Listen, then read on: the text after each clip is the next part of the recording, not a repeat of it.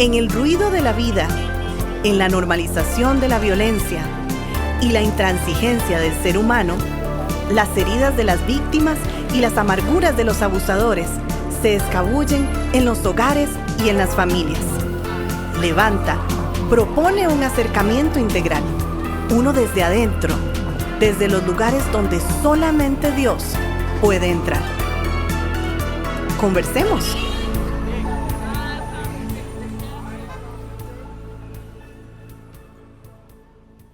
¿Por qué, a pesar de sufrir por años una relación mediada por el maltrato físico, una víctima permanece en dicha relación sin denuncia? Estoy acá con mi hermano y amigo Alonso para que él sea el que responda esto, no yo. Me toca a mí entonces, así entrar de una vez.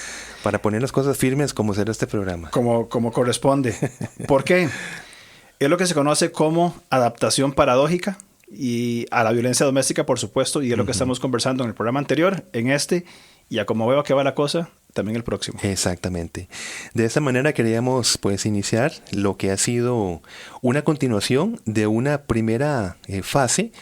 La semana pasada hablamos de la fase desencadenante para poder de alguna manera acercarnos a identificar el por qué, como se inició con la pregunta.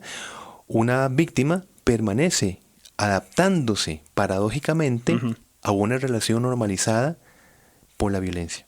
Y dijimos que en esa primera fase desencadenante, lo que inicia esta fase desemboca es en el primer acto violento físico, una agresión física, ¿verdad? Lo que produce esta fase desencadenante, que es la primera. La segunda fase es la fase de reorientación. Sí. ¿Qué entendemos por la frase de reorientación? Si se habla de reorientación es porque el sentimiento relacional inicial de protección y seguridad se va a cambiar. O sea, se reorienta, ¿verdad? Y se reorienta por un estado, ahora sí, de incertidumbre y de desorientación, valga la redundancia. Parte de nuestra identificación para construir nuestra identidad es el ambiente de nuestro hogar. Es esto, ¿no? Parte fundamental de nosotros, de nuestro sentido de validez, de seguridad, de confianza, es el seno de nuestro hogar.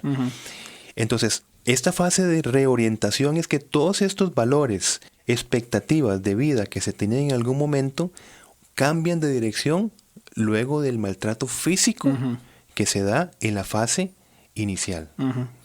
De la persona que se debería recibir amor, consuelo, protección, recibe violencia, abusos y maltratos. Ahí es donde se reorienta. Exactamente. Okay. Se reorienta no solamente la relación, me reoriento yo mismo.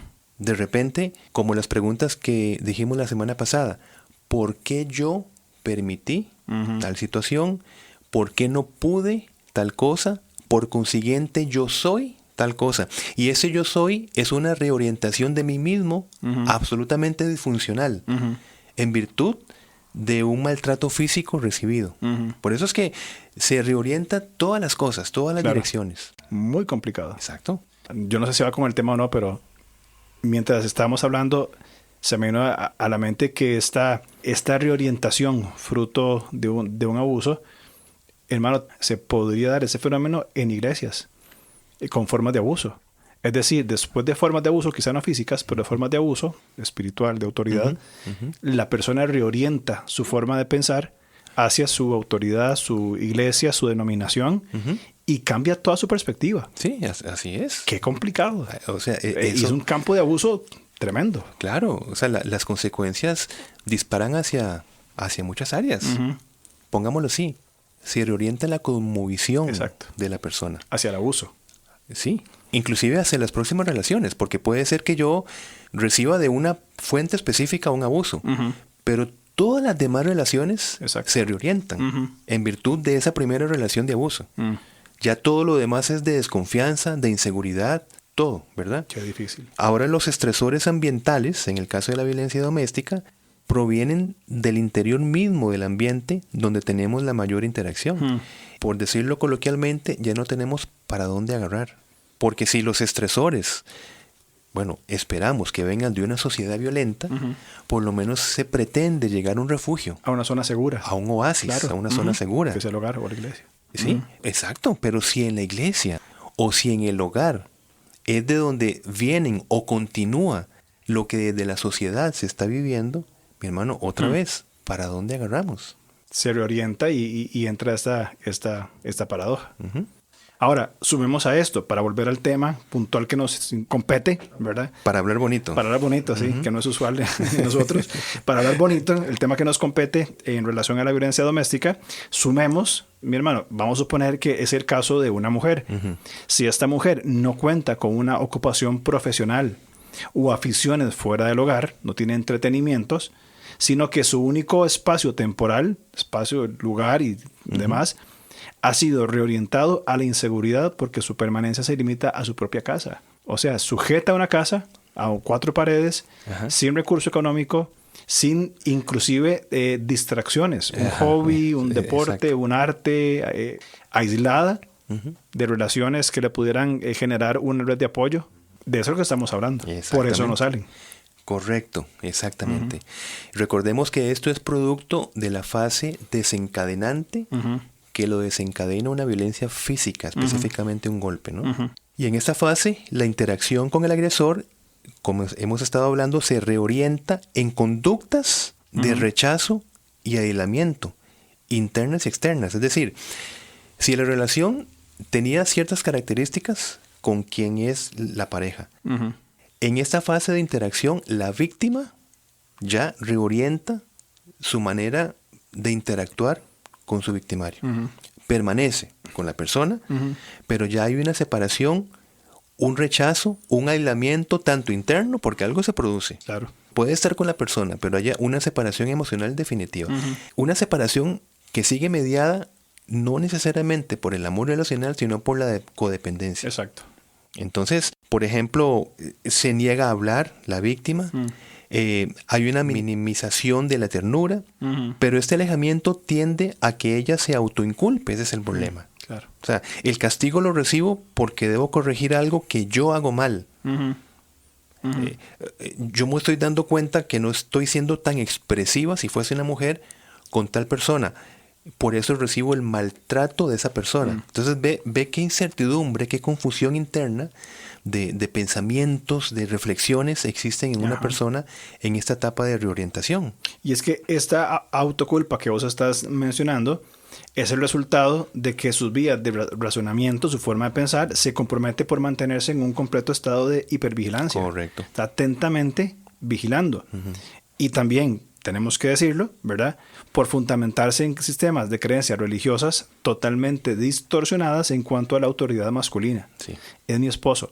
De hecho, te comentaba que esta semana estoy releyendo un libro de los primeros que leí hace mucho tiempo atrás sobre la violencia doméstica, y uno de los pobres argumentos que autoridades religiosas o liderazgo religioso daba o da en cuanto a la violencia doméstica es: usted tiene que sujetarse más a su esposo. Sujétese y va a ver que esto no pasa.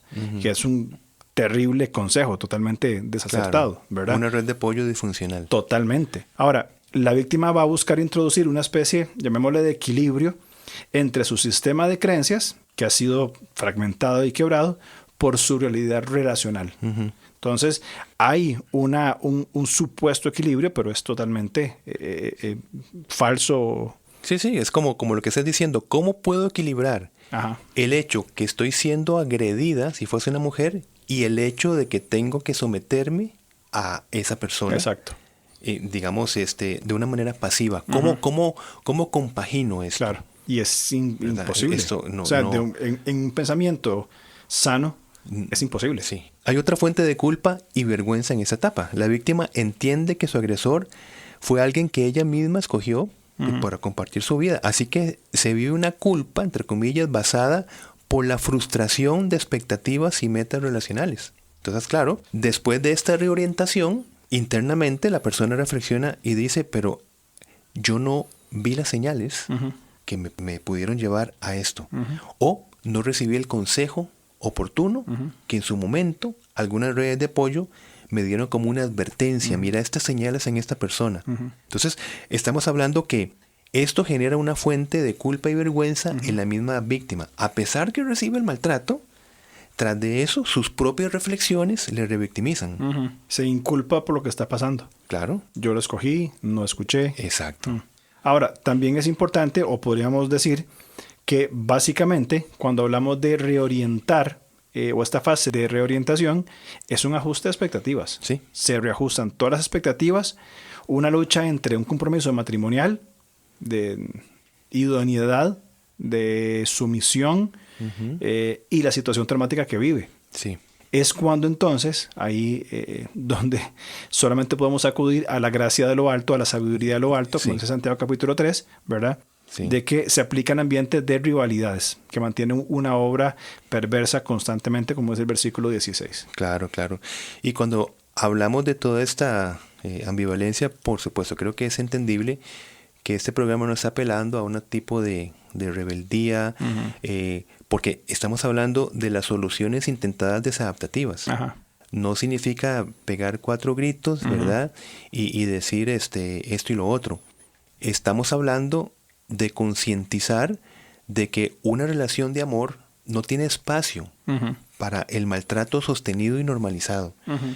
No es posible que luego, por ejemplo, de 3 años, 5 años, 10 años de relación, la persona se vea menos que en sí misma que cuando empezó dicha relación. Cuando la persona vuelve a ver para atrás y dice, ¿quién soy yo ahora? Y extraño como yo era antes. Mis expectativas decían que yo era una persona feliz, cordial, que era el alma de la fiesta.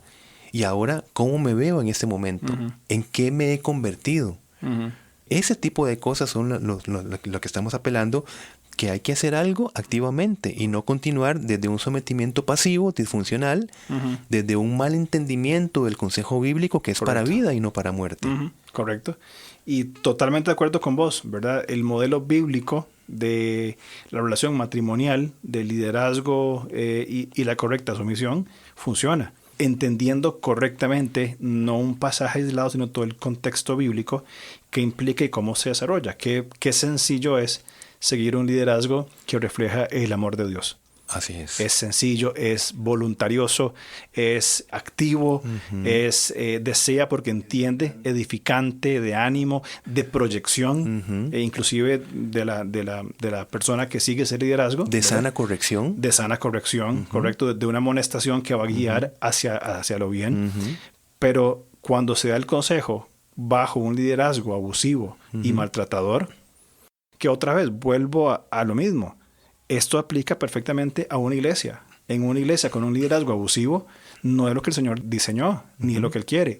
Si hay un liderazgo de amor, de gracia, de restauración, de empatía, de entrenamiento, de sana amonestación, correcta amonestación, yo quiero estar ahí. Claro que sí, claro. Pues bueno, entonces hemos hablado de la fase desencadenante, hemos hablado de la fase de reorientación y ahora hablamos de la tercera fase, que es la fase de afrontamiento o coping, entre comillas, ¿no?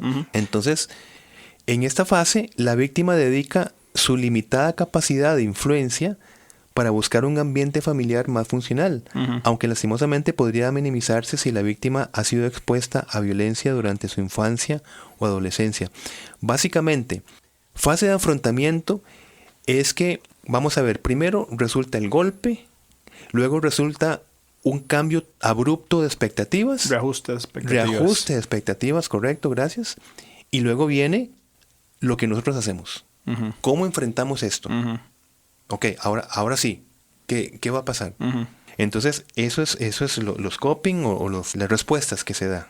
Es la fase a la que se entra. Entonces, en lugar de llegar a un punto de no retorno, entra a una fase de afrontamiento. En vez de salir del ciclo de la violencia con un punto en retorno, con una red de apoyo, confrontando en amor al victimario, simplemente se afronta, esto es lo que hay, y voy a buscar que sea un ambiente por lo menos decente. Sí. Y que es más difícil, como vos decías, si la víctima ha sufrido violencia durante la infancia. Este esfuerzo de afrontamiento se apoya primariamente en el ayudador. Isaías 41:13. Pues yo te sostengo de tu mano derecha, yo soy el Señor tu Dios, y te digo, no tengas miedo, aquí estoy para ayudarte. A la vez, como leímos y es claro en las Escrituras, el Señor, por ejemplo, alimenta al necesitado por medio de la puesta en práctica de ¿qué? De la fe del creyente. Santiago capítulo 2, versículo 16 habla de que el creyente, si un hermano con necesidad, está llamado para suplirlo. Claro. El sostén de la víctima y sus dinámicas de afrontamiento en una relación traumática será muy efectiva si cuenta, con lo que ya hablamos anteriormente, una red de apoyo, pero una red de apoyo real y percibida, entendida, ¿verdad? De que es un recurso que la misma víctima sepa con que puede contar. Una red de apoyo funcional. Sí, importante, porque puede ser que una víctima tenga una red de apoyo real, pero la víctima no lo perciba como una fuente de apoyo real. Correcto. Por eso es que es importante que sea real y percibida por la misma víctima. Correcto. Y es que una red de apoyo viene justamente a potenciar aquellos recursos, no a sustituir, a potenciar Correcto. los recursos que la misma víctima percibe como limitados desde su individualidad. Y desde su mera individualidad es posible que entre en un estado de inacción por el miedo, que es lo que causa el golpe, ¿verdad? Que se puede mantener por muchísimo tiempo. O que busque soluciones que más bien van a agravar más este estado de confusión, de ansiedad, de depresión, porque se van a promover, sostener, alimentar esos sentimientos de culpa, de vergüenza, produciendo, por supuesto, y es de esperarse, una muy baja autoestima. Que eso que mencionaste, esta ansiedad, depresión y demás, lo hablamos 2 programas anteriores. En el programa 171 y 172 de los que son redes de apoyo, ¿verdad? Que es importante por si hay volver a repasar esos conceptos, ¿verdad?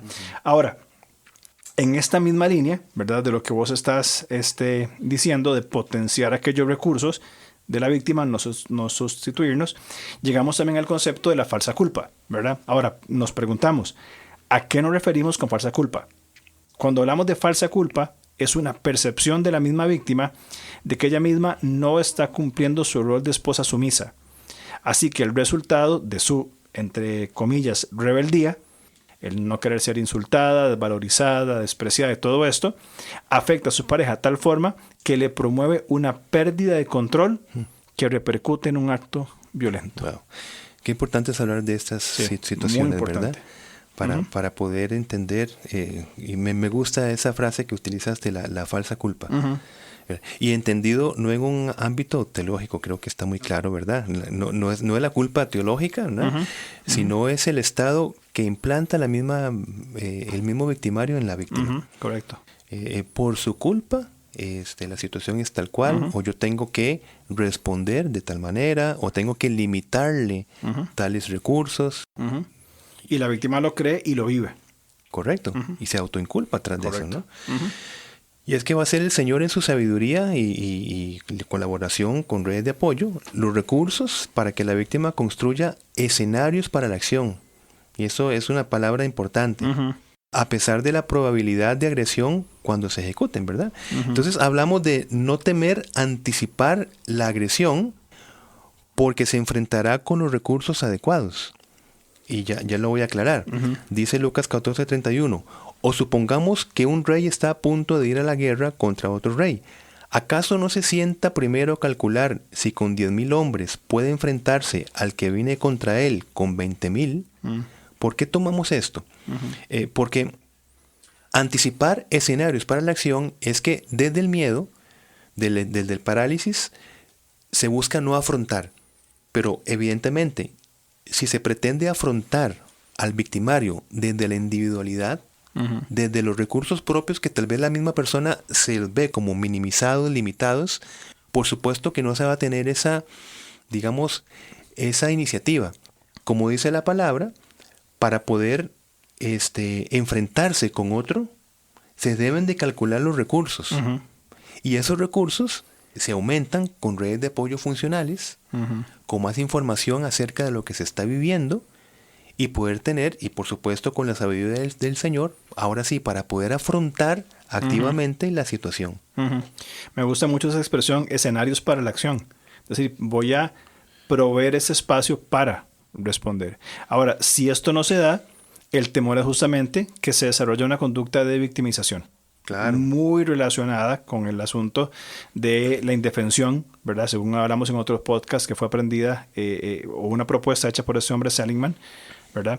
Si el alto estrés de la situación relacional no cuenta con recursos de afrontamiento que se van a dar en estos escenarios para la acción, en la víctima habrá un embotamiento emocional, reducción de sensibilidad, o sea, no va a disfrutar las cosas diarias, y por supuesto aumentará el umbral del dolor, siendo menos sensible a grotescos actos violentos. Entonces, qué complicado es cuando en esta fase de afrontamiento la víctima llega a victimizarse, ¿verdad? A revictimizarse y abre ese portillo en todo su ser de falsa culpa, de reducción de sensibilidad, de un embotamiento emocional y otros elementos que la minimiza por completo y sigue siendo sujeto de un control o un controlador. Y otra vez, desde ese estado que acabas de caracterizar, embotamiento emocional, el percibirse sin recursos, no se pueden generar escenarios para la acción. Exacto. Es más, no es para nada recomendable que la víctima intente resolver una situación desde estos recursos minimizados. Por eso hemos apelado a la sabiduría del Señor, porque un escenario para la acción no puede darse con un victimario desde ciertos ambientes.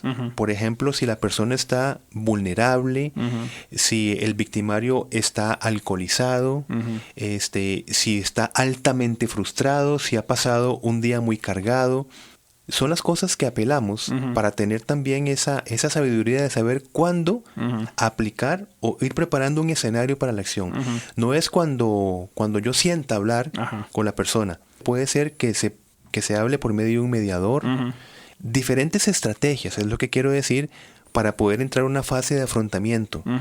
Es muy común que las mayorías, pues lastimosamente, de femicidios, en el caso de la mujer, si uno analiza las noticias, se da cuenta de, y lo digo aquí con muchísimo respeto, por supuesto, de la falta de sabiduría que se dio para resolver una situación donde el escenario estaba como que muy puesto para que se diera este tipo de actos terribles, ¿verdad?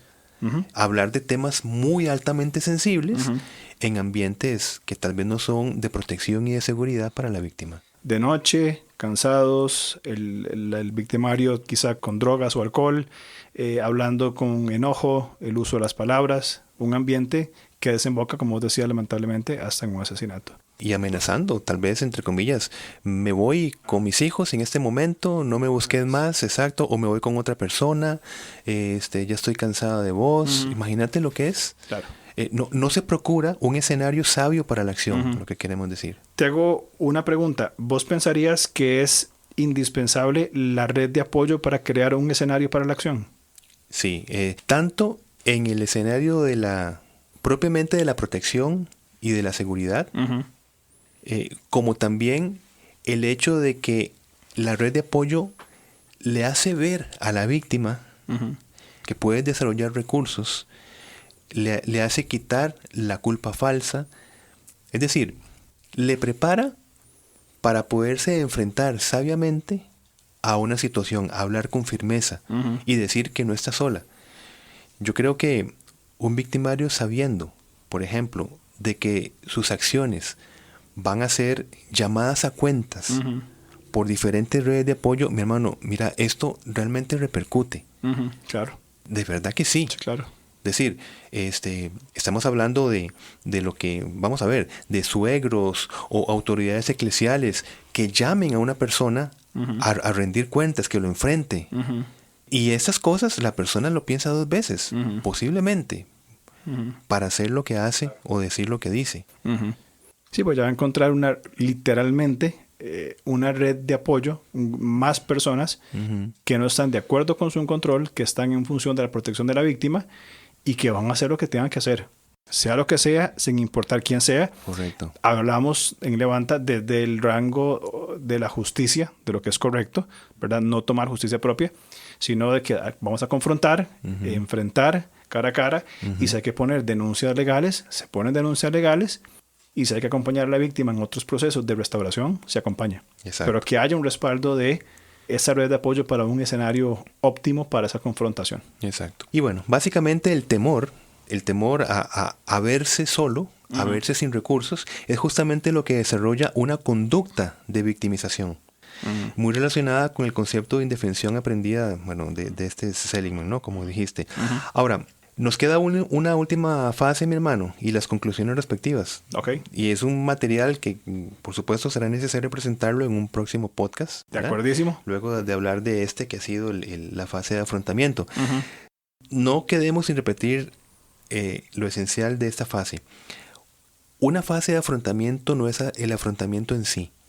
Uh-huh. Es después de haber desarrollado en sabiduría y en consejo de redes de apoyo los escenarios más óptimos para la acción. Uh-huh. Correcto.